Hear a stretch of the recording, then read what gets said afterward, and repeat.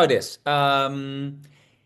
The topic today is something that is a tiny bit provocative, I would say, but also something that I think we need to talk about. And feel free to try and post some comments and questions in here as well. This works better if it's a discussion. Alex will try and keep a hold of it and stay on top, and feel free to just interrupt and go in, because nothing when it comes to technology and lawyers is binary. There is no right or wrong. There is no yes or no. There are good examples, there are bad examples, there are experiences, but the gist of it is that this is new to most people. And I've been spending the last 10 years-ish after I quit the law firm I worked at, trying to build AI products, trying to get AI into the legal sphere, some with success, some with less success. But basically been spending a lot of time on this. I'm gonna try and share some of those experiences and try and speak into this paralysis issue that we are seeing amongst teams. This is very much focused on legal counsels and compliance people, but I think it holds true for a lot of functions in a business. So gonna talk about it. Like, I'm gonna be a little bit provocative, gonna be a little bit harsh on people, but know this.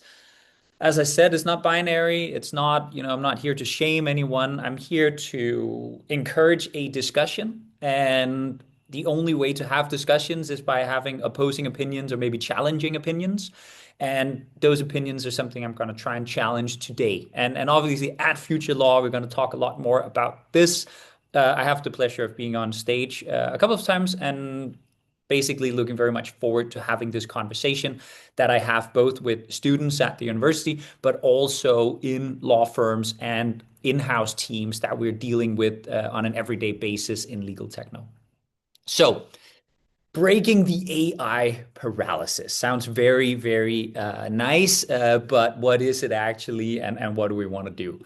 So, one of the things that happens when we attack stuff that is new, and this is especially when it's about technology and lawyers, let's be honest, I don't think most lawyers are naturally curious about technology. We just don't dive in and like play around and break stuff and all these things. That's much more for marketing people, for instance. We have a different approach. And there are good reasons for that. I would say a lot of people like to shame on that part. I don't think there's anything to shame on. I think legal advice and being a lawyer, being a compliance professional, and these things does come with a certain amount of responsibility. And we need to take that responsibility seriously. So we always need to have that in the back of our heads when we try to attack technology. However, it should not paralyze us into say, do not touch this because we don't know what's going on, or this is scary, or they're going to steal our data, or whatever might be the conclusion that we arrive at without actually understanding what we're dealing with. So when we bundle compliance, privacy, responsibilities, the reliance that we sometimes have to give on the advice that we're providing, all these things, the lump effect of that is quite often that we end up with a don't touch it warning, or let's just wait and see, let's figure it out. Let me be brutally honest. That is for most people due to a lack of understanding. And what that lack of understanding of the technical setup results in is that we cannot evaluate our setup in a proper way when it comes to, let's say, the compliance issues or challenges that AI poses. So conflating these distinct risks really just leads to us not doing a lot of things, or at least just putting a red marker on it and not doing anything. Those that are actually moving ahead, I would say some have understood this, have done the proper investigations, have come to good conclusions. Some also just took a risk and said, like, you know what, if someone else is doing it, we'll do it as well. Most organizations will be quite like security is important, blah, blah, blah, blah. But also most of them implemented Copilot in their entire tech stack without knowing what that entails. I'm not saying you shouldn't implement Copilot. I'm just saying people are doing it without completely understanding what it does. So we want to challenge this paralysis a bit. We don't want to attack it. Like we don't want to just go in and say no every time. So if you combine this like new thing, new technology with a general psychology of resistance, what we do not understand or what is new to us is basically something we often fear. I have that, like I'm a tech optimist. I often have a starting point that's like, oh, I don't get it, so it must be bad. We're really historically bounded by a lot of things, also how we work. So tech for most people in legal will be quite new. Buying tech will be new. Implementing tech will be new, especially on AI. So we fear of losing control of what we don't understand. And, how do we touch this safely? And then maintaining status quo feels a lot safer than, what is quote unquote a black box for us. I don't think this is the right approach. I think we should be challenging new things. I think we should be working in a group to say, like, okay, if we have to use this, what are the guardrails that we need to put up? Instead of saying, like, oh, let's not use this and then just dismiss it, we need to probably be a little bit more accommodating on this side. But it's human psychology. It's not, nothing's wrong with us, nothing's wrong with you, nothing's wrong with your team members. This is just how we work. So one thing we should work on is how do we approach this? Is it as simple as framing the question in a different way? Saying, if we need to use this AI product or tool or implement maybe our own models, if we're going that far, what is the framework that we can do it under? Because those frameworks exist, but obviously they're not that common because not a lot of businesses have actually done them in a good way. So I'm going to touch upon this a bit as well later. And then a final challenge in this, and then what also drives these fear-based opinions, I think, or drives paralysis in it, is that when we apply AI or look at AI tools and we look at, what's our existing data infrastructure, how do we handle compliance, all these things, the truth is that a lot of our fear stems from existing things not being in order. So our data setup is not correct. So, let's not put something on top of that makes it even worse, or probably is just status quo. Or, we haven't got a proper compliance procedure to test or validate the setup of this vendor. We haven't spent a lot of time in our infrastructure optimizing for a cloud infrastructure or whatever might be the historical reason for why now adding AI on top might seem like a bad idea. So this is basically something we need to fix no matter what. And AI, you could argue in some instances that it makes it worse, but I don't believe that's true. One argument I heard is that, yeah, but if we don't, like, if our data is not properly structured, then suddenly adding AI on top of it means that everyone has access through a very nice interface to all this data we don't know what is. So that is technically correct, but also not the full truth. Because let's say you implement Copilot across the entire business and you just use your Azure setup, your access rights, and all these things. AI doesn't mean that you get access to more things. You still have access to the same things. You can just access them easier. But let's be honest, like that doesn't increase your risk. The risk is already there that people can access it. So I would rather take a look at my access setup and then maybe cut off a few databases or SharePoint sites or whatever we might have, than block in an entire AI project for that reason.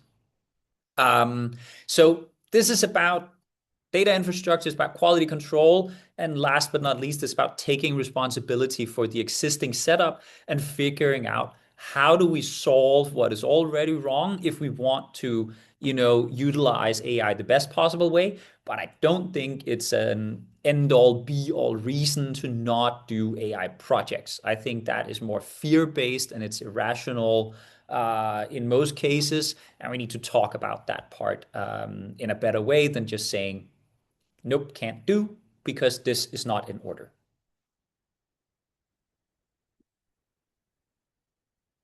So, how do we go about diagnosing these things? How do we, attack it? I think one of the most common things, which is, I'm going to try and put arguments for and against, whether it's a myth or not. And you might have opinion. I would love to hear your comments on this because this is where we're dealing with like facts versus perception. And I'm not saying perception can be something we shouldn't act on, but it's hard to tell the facts, I would say. The symptom, fear of AI stealing our data. So this is something that's up quite a lot. AI tools will steal your data. So if we take it from a data infrastructure point, an AI data infrastructure, i.e., a pre-trained model that is stored on a server where you interact with that, send your data back and forth. As a starting point, that doesn't mean that it's stealing your data, nor does it mean that it's training on your data. An AI model doesn't work in a way that whatever you're uploading automatically gets sucked into the model. Training a model is a super complex thing to do, and it requires data annotation, it requires a lot of things. It requires a curated data set. So they're not just stealing your data to put it into the model automatically. That's simply not how it works. Also, most setups today, even the free versions of these tools, you can opt out of training. And any enterprise version of this, that is the starting point. That's the same for ChatGPT Enterprise. It's the same for Copilot. It's the same for Claude, etc. So this is not a fact. This is a thing where like, oh, but and then I hear the follow-up, oh, they might be stealing it. But okay, then it's a bigger problem. Then it's a matter of whether you trust the provider or not. So do you trust Microsoft? Do you trust OpenAI? Do you trust Apple?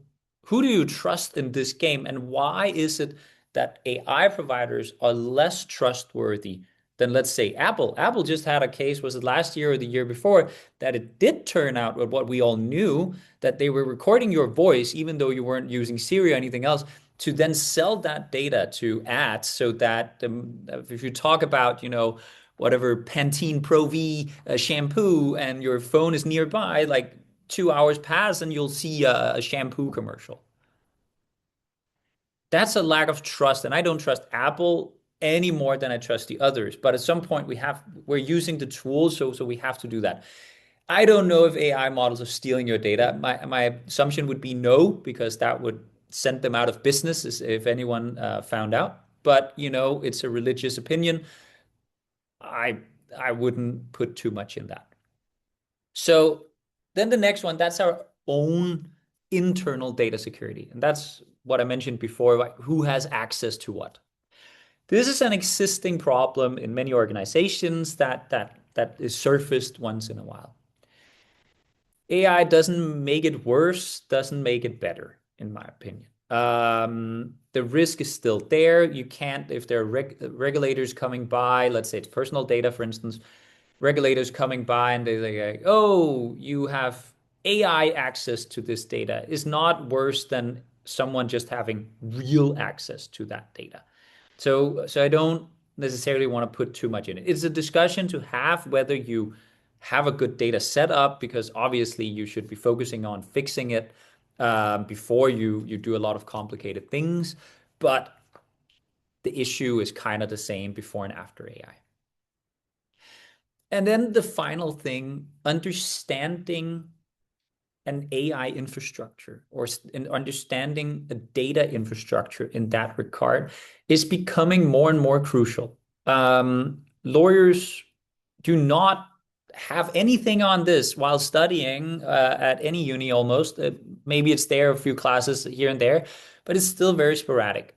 When you work at a law firm, unless you're sort of in a heavy IPT or IT contract team, you're also not really diving into this in a technical manner. In-house also not really.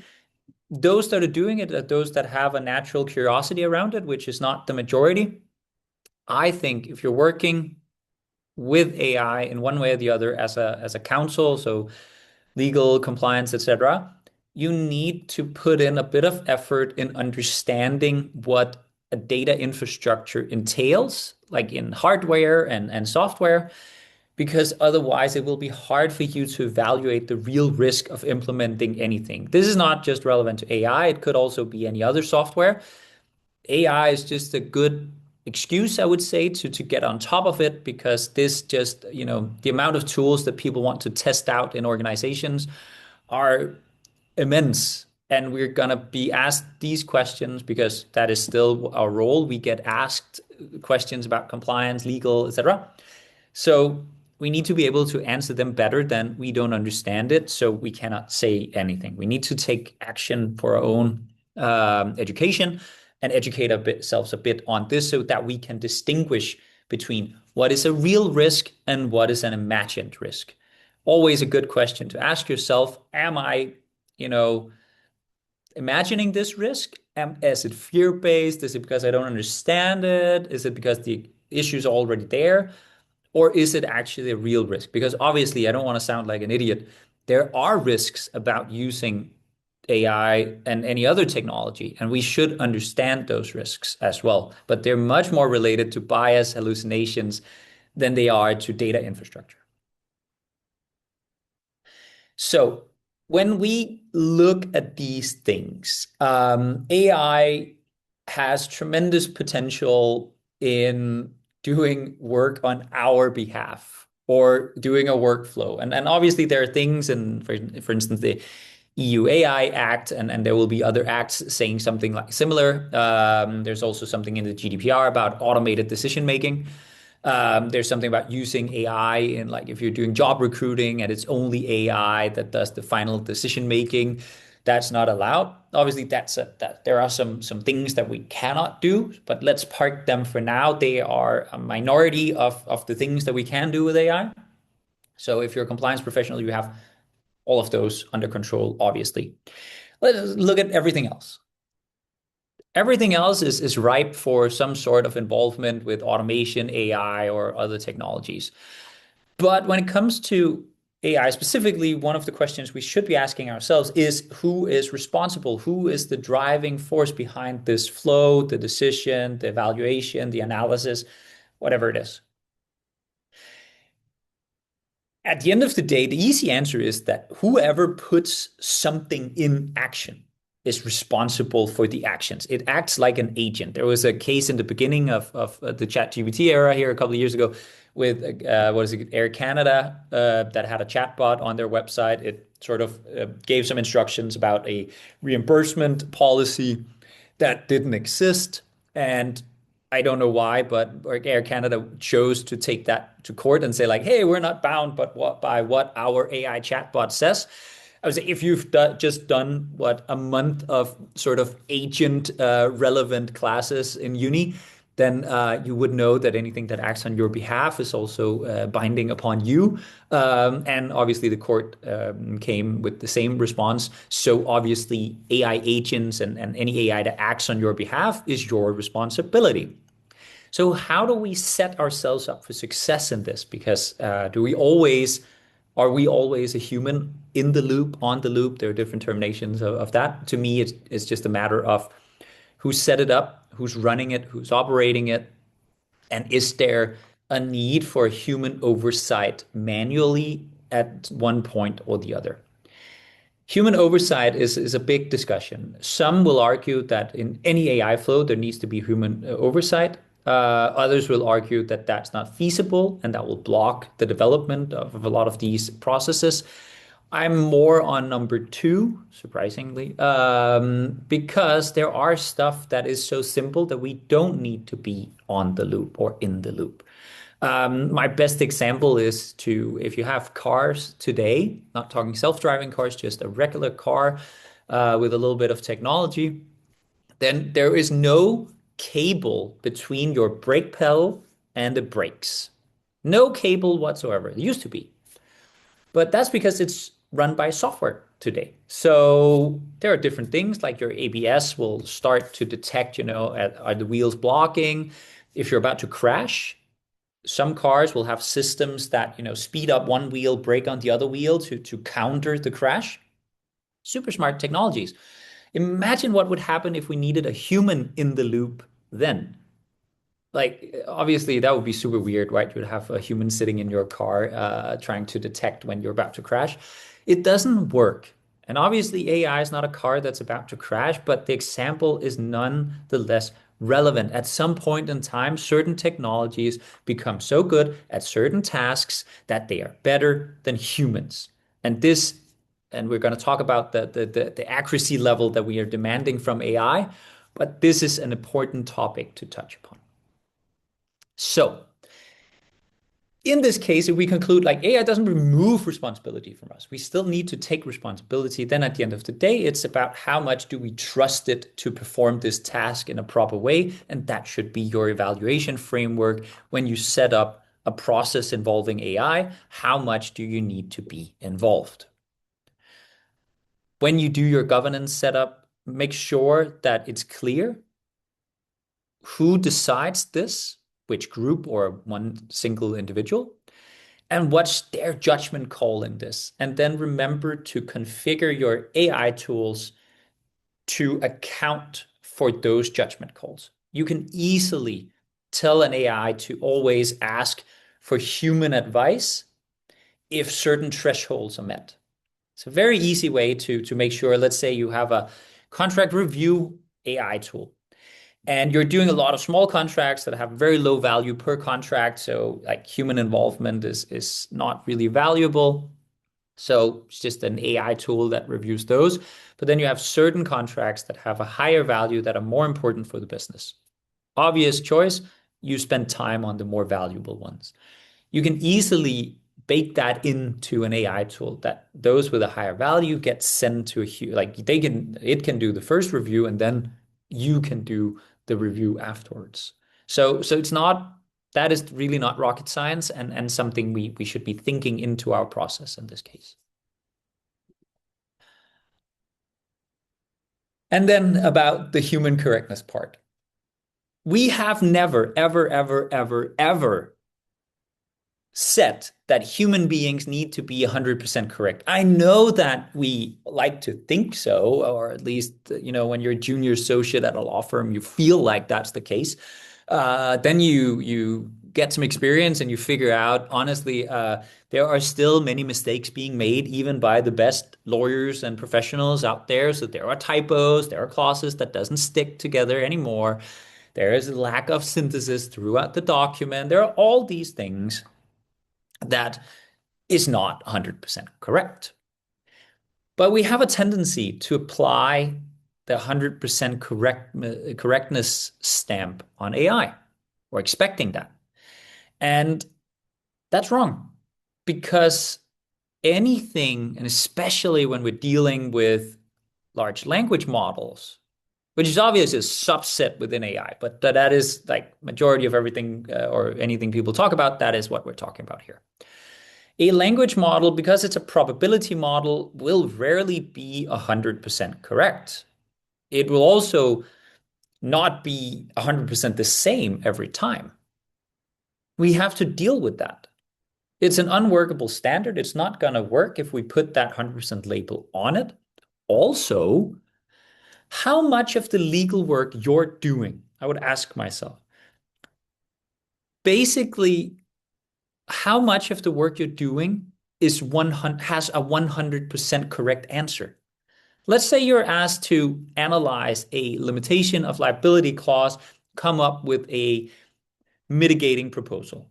Well, will you be able to come up with 100% correct mitigation on that? No, because it doesn't exist.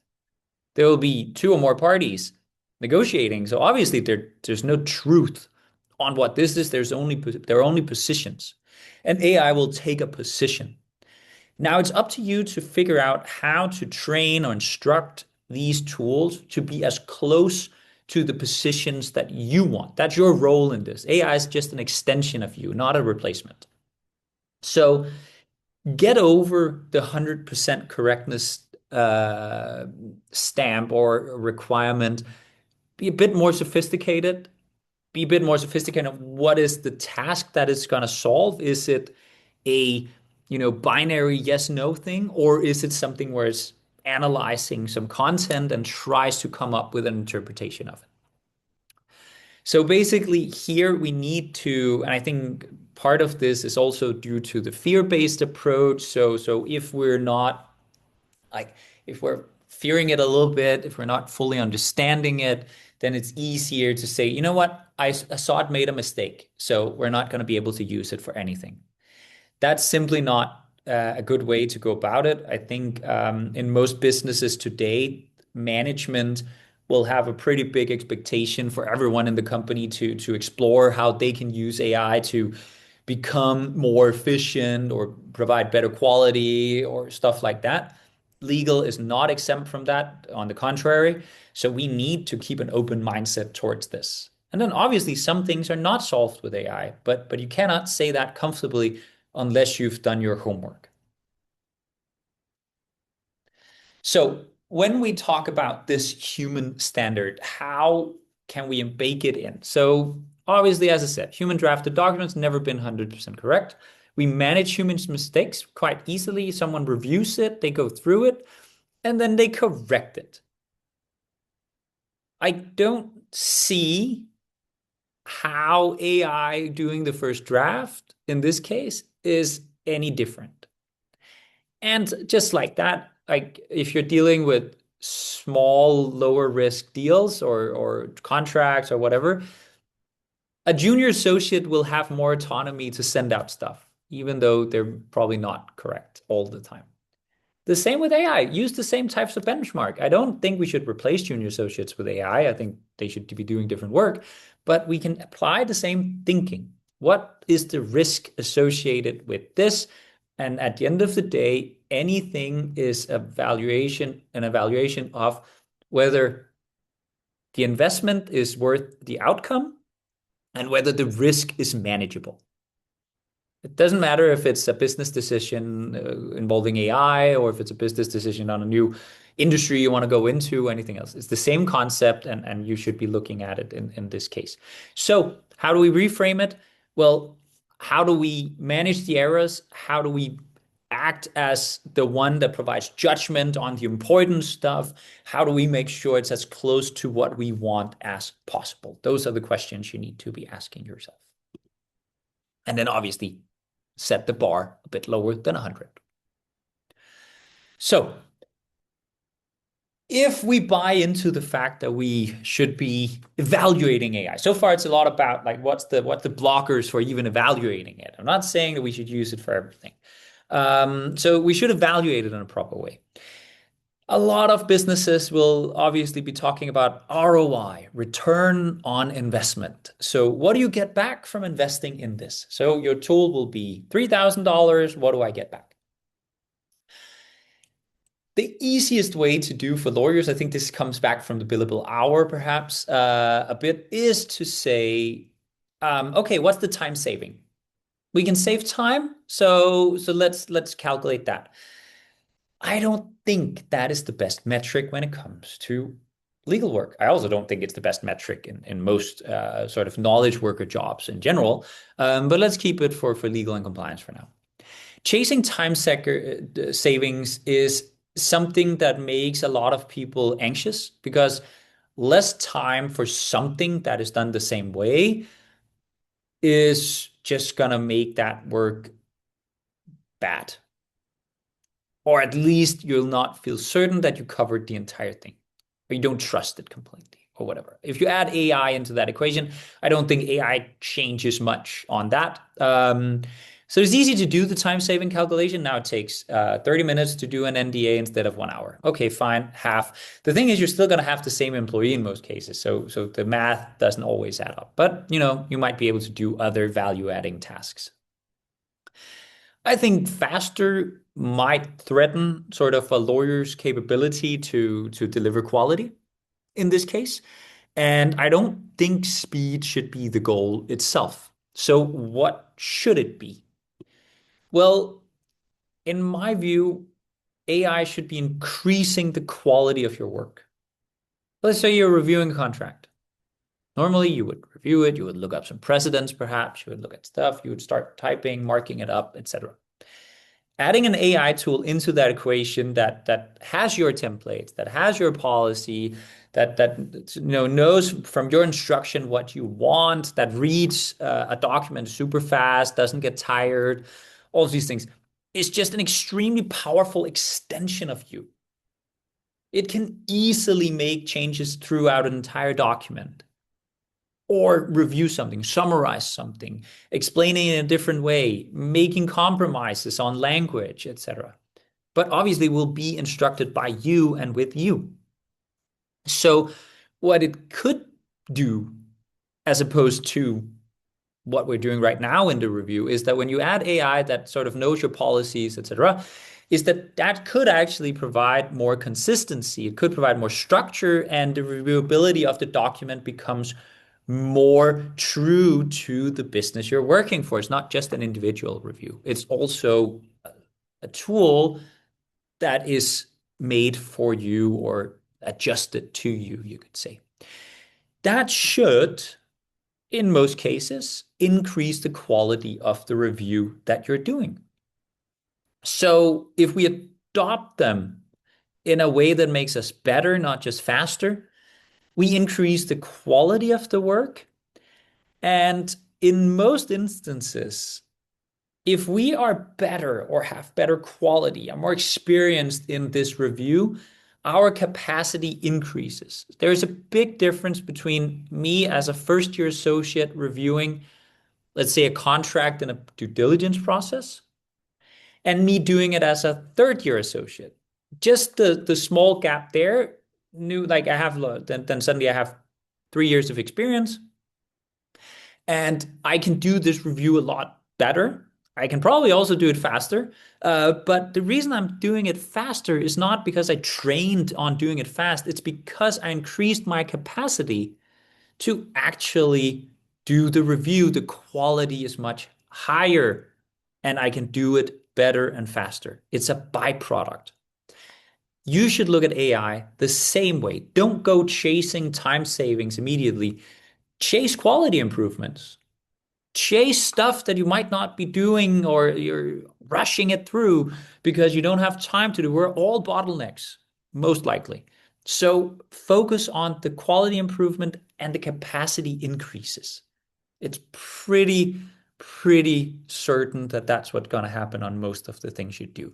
Take compliance, for instance. We're going to talk a little bit more about that a little bit later. But compliance is a group of people or function where regulation and requirements and everything is just piling on top, right? And we're not staffing in an equal measure, meaning that the desk just piles up and we can't solve it all. So in a lot of organizations, and most people won't say this out loud, but a lot of compliance functions don't feel they get the support they need or the resources they need, and they feel they get a lot more work in, and they feel like they're not fulfilling their duty in reviewing all of these. Let's say compliance checks of vendor agreements. Could be an AI vendor. It's happening too fast, or we have to outsource it. We're not in control anymore, and those things. Here, we should look at using AI to increase our own capacity so that we can stay in control because it's a fairly structured process every time. It's ripe for some technology. So how do we break that paralysis together with, increasing the quality of this? To me, what works really well with organizations that we work with, but also for students at uni, is to trigger curiosity. So if we can get people to act curiously about these things instead of feeling intimidated is a huge success. That really, really increases the likelihood of a good process solving things that should be solved with AI and doing it in a manner that is really scalable in the organization. And then obviously that will be a success and you will be able to showcase it to other teams and legal will be celebrated as the tech frontiers. But it requires some curiosity from not everyone, but at least some team members in an organization. Same goes for law firms. It's no different. So instead of also chasing control or holding on to it, I think that has a psychologically it has a very bad effect on the business that or the clients or whoever we're working with, because if they start seeing us as a guardian of conservative opinions, or maybe holding on to control just because what if something happened? And there are no good reasons for this. Like a business using standard agreements, super standard agreements. And even though the business, like the business professionals around the organization, they only change that, let's say, the name in the template, and then they send out our template, which was approved by legal. Uh, some legal teams still require to approve the final draft, even though it's just the name that has been changed. That is a really poor process, and it's a really poor, really waste of time for the legal team. And it's also, I would say, a misunderstood form of control. You would be able to solve, if you're afraid that they're not inserting the name correctly, you could set up a document automation with standard Microsoft tools quite easily that would solve this. So that requires engagement from you instead of control, because you need to go out there, you need to figure out what the business wants, then you need to look at the tools you have available, and then you need to set something up that works for the business. Not engaging with the business is a wrong form for control of control. So final advice on this is to test it out. Rome wasn't built in a day. So you're not going to go out tomorrow and be tech experts. That's not what I'm saying. Curiosity comes slowly. Engagement comes slowly. Start with smaller stuff. Start looking at some of the small nitty-gritty stuff that we're spending a bit of time on. Test it. Test whether there's something you can do here and have an open mindset. Call people who might have an understanding of it or have tried something. There are millions of networks around the world where people spar on these things. I'm not going to encourage Reddit because I'm too old to use Reddit, but I might think that's a place where you could spar on these things. Or otherwise, write me. I'm happy to help people get started, give some good advice. Yeah, watch webinars like this and things to be inspired by it. So get out there, start being a little bit curious. I know it's not natural for lawyers, but we can definitely do it. So in a practical setup, how do we practically govern this? Well, let's take a contract, a simple contract, or maybe a compliance review as a really simple example. We can have AI produce a first draft. We can review it just like we did with, work from junior associates or our external law firm or our counterparty or someone else. And then we can add the human review. That can also be assisted by AI, by the way. And then we produce a final output. Obviously, this can have as many iterations as we like, depending on the process and the complexity of the work that we're doing. What is important here is that we define some boundaries. What kind of process is it? What kind of contract is it? Don't do one for all your contracts. Be specific. This is for non-reliance letters. This is for engagement letters with consultancies or whatever it might be the contract type in this case, or let's say a vendor compliance review.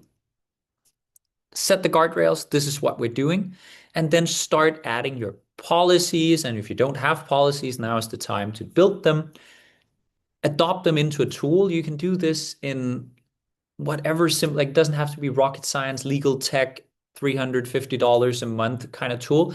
It can also be a $20 or $25 ChatGPT plan, Claude plan, Copilot plan. Obviously, check the setup, whatever you have internally, and then go from there. Then establish a judgment framework. Knowledge is extremely accessible in all AI tools. We can all be experts quite quickly, or we think we can at least. So we need to set up some judgment frameworks, i.e., who can decide what. Instead of just saying like everything has to go to the most senior person in the team, start doing a framework for who can decide what, who has the ability to check the AI work if a human oversight needs to be there.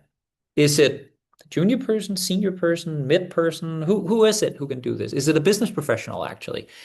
If you do procurement workflows, procurement people are usually really good at reading contracts and sometimes also better than some lawyers.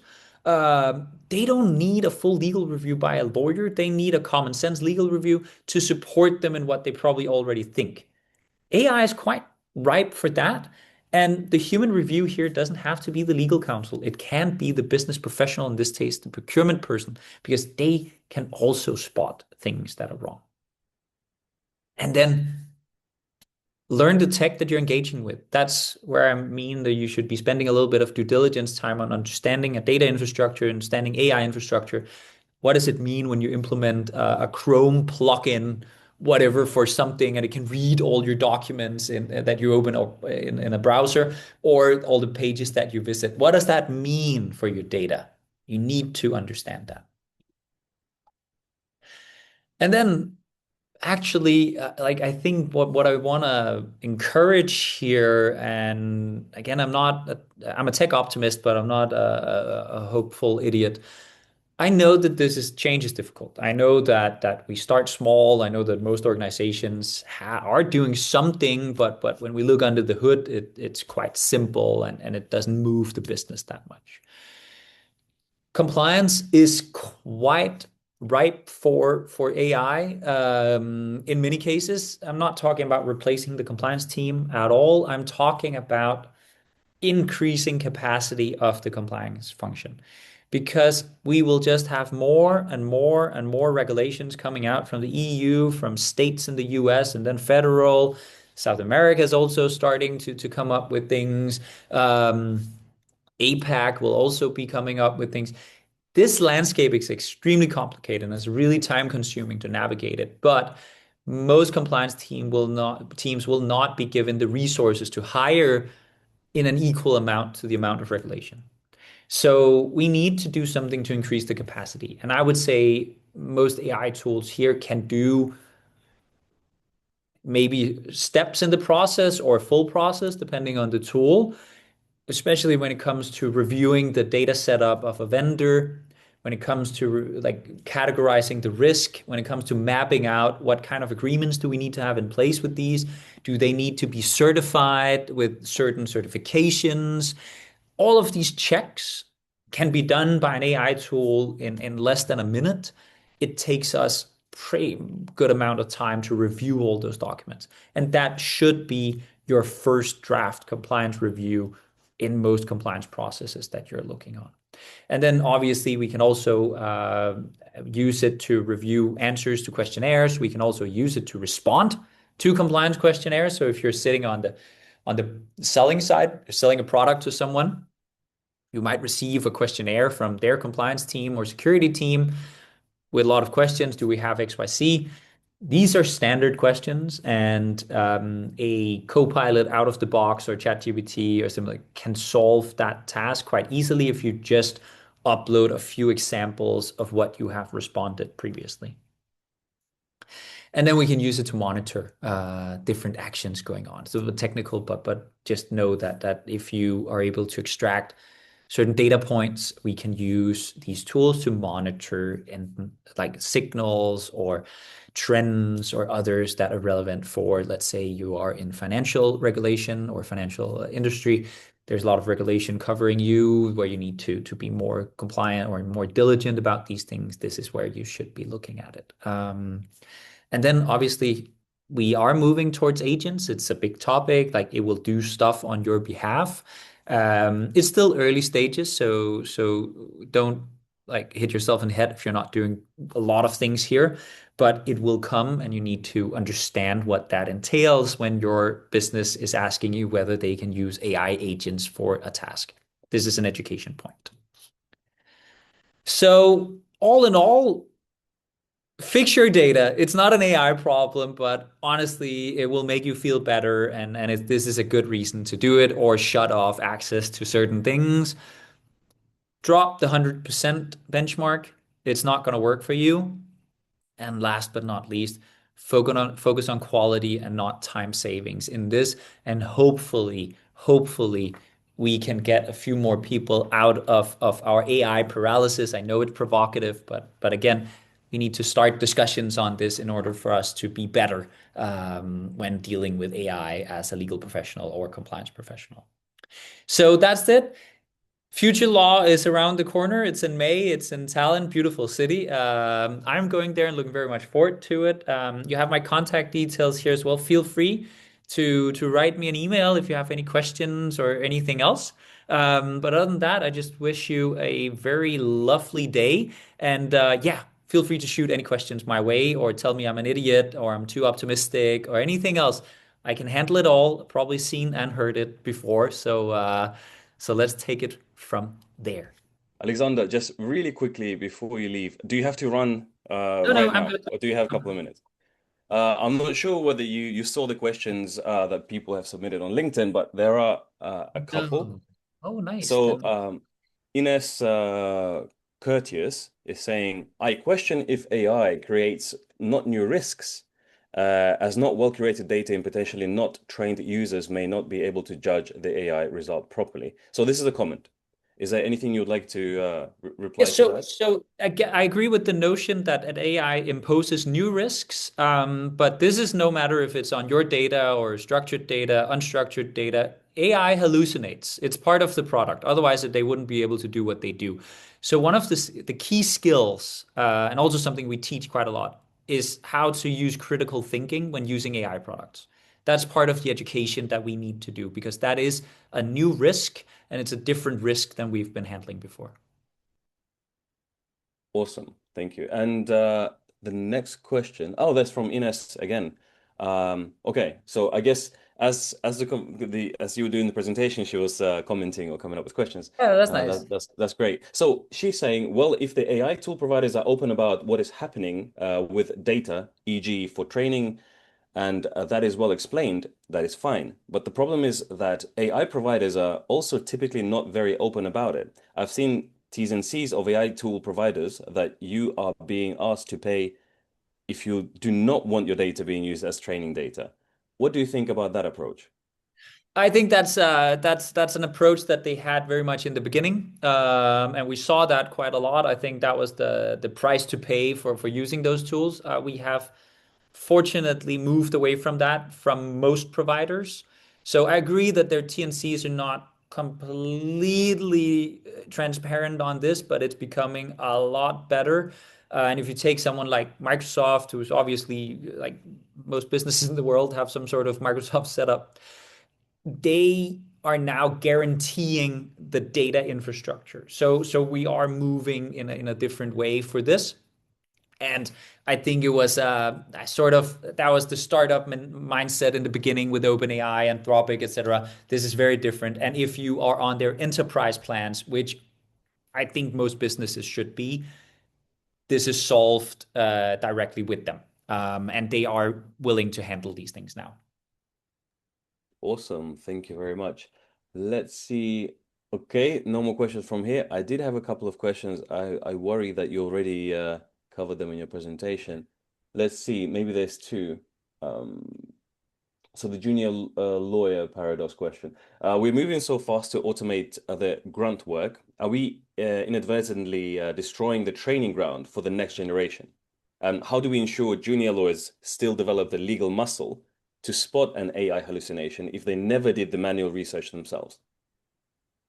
So this is a very big pet peeve of mine. I because I teach and I teach students and I see how little they are exposed to technology during their studies. I'm worried that we are setting the next generation up for failure because basically they're not being taught what what this technology does. And the problem is that if we're not teaching them how to use it, how to understand the technical setup of these tools, they will never be able to balance when to do proper legal research, when to use AI, and when to use it in their toolbox. Like no one today sends a letter anymore that's handwritten, right? So most people doesn't have a nice handwriting. Is that a critical thing in society? No, not at all. We replaced it with machine typing. Fine, we live on. I think we will live on that lack of like human research or legal research. So, and I think we'll survive that, but we need to teach people how to use our tools better in a proper way. Awesome, thank you. I have another question. So this is a risk about shadow AI. So while legal teams are paralyzed by compliance hurdles, their internal clients, marketing, sales, product are likely already using unvetted shadow AI to move faster. At what point does the legal team's caution actually become the company's greatest liability by driving risk underground? So, yeah, sorry, just had to move out of a meeting room. Yeah, That's how it sorry. is when you're in a big office. But I would say shadow AI is a real thing, and it's being used quite a lot. And I think the problem with it is, I would say that the biggest problem here uh, is not, that we're allowing it. It's that we're trying to ban all AI usage. I would say most organizations that we work with, if you've said you cannot use AI for like put on a lot of restrictions on the AI usage in an organization, then you see shadow use of AI going up quite a bit. So for me, this is about people's responsibility, like giving them boundaries, and that is what you need to focus on. Awesome. And last question. Unless let's see, there's LinkedIn, no more questions there. But last question from this side.